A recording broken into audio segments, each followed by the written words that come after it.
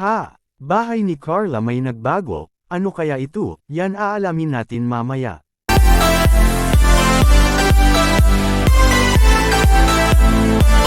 Isa na namang mapalang araw po sa inyong lahat mga kalingap, sana po ay lagi kayong nakatutok sa aking ginagawang reaction video. At kung nagustuhan nyo naman po ay sana wag nating kalimutang mag-like at subscribe sa maliit na channel na ito.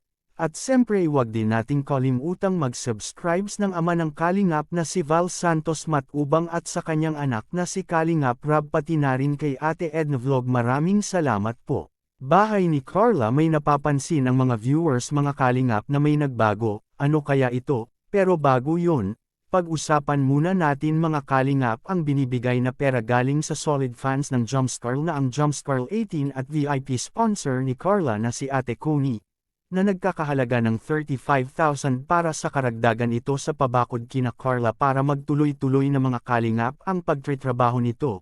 Grabe naman nakakainggit naman mga Kalingap na may sponsor ng ganito kabait na tutulong talaga sa ating pangangailangan.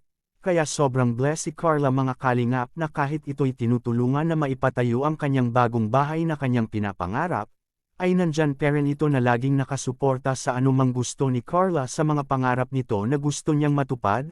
Kaya ngayon ang kanyang mga VIP sponsor ay nagbibigay na ng pauna ng pera para sa pangbili ng mga materials na gagamitin para sa bakod sa bahay ni Carla at kung kulang pa daw ito ay nagpasabi pa mga Kalingap kung di pa sapat ang pera, ay magbibigay ulit ito kay Carla para matapos ito sa madaling araw mga Kalingap.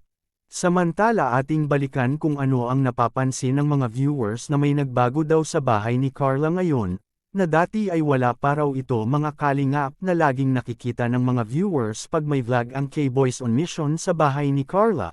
Kung ano man ito mga Kalingap na may nagbago sa kanyang bahay ngayon ay siguradong may pakinabang ito mga Kalingap. Lalo't tuloy-tuloy pa rin na may mga tao na laging umaaligid sa bahay ni Carla gabi-gabi na parati nilang napapansin. Kaya kung ano man na bagay na ito ay masasabi natin na isa ito sa protection kina Carla at sa kanyang pamilya na mas safe sila sa mga taong may masamang balak, na di natin alam kung kailan ito susulpot at babalik para magmamanman na naman. At ito pala ang napapansin ng mga viewers na may nagbago sa bahay ni Carla ngayon. Makikita po natin sa video. Kumusta kayo dito, Nay? Nay? Ayos na lang po ito. Nakakabit kami sa CCTV. Ay, nagpakabit ng CCTV na eh. Saan na yan, nakatapat? Ay, ito. Ay, ito. Ay, grabe. Sa likod. Dagdag security yan. Ano? CCTV pala ang napapansin ng viewers, mas okay na rin ito para may record sila kung ang tao na iyon na umaaligid sa kanilang bahay ay babalik. Kayo anong masasabi mo tungkol dito? Please comment and God bless us all.